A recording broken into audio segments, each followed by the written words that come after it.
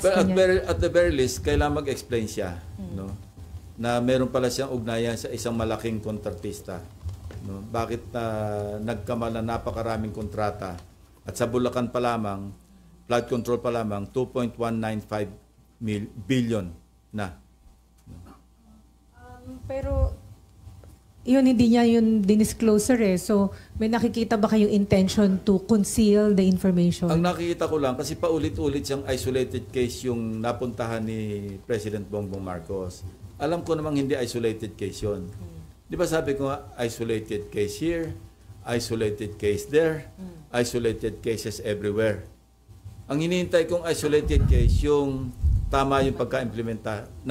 Naghahanap ako noon. Plano ko mag-offer ng 1-month pension eh.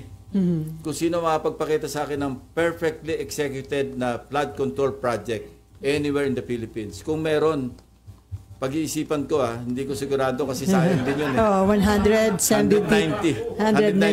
din yun eh. Pero willing akong isakripisyo yung isang buwan para makontento lang yung aking mata na meron palang perfectly executed flood control project na somewhere, lying somewhere. Ano? Sa ngayon, wala akong makita.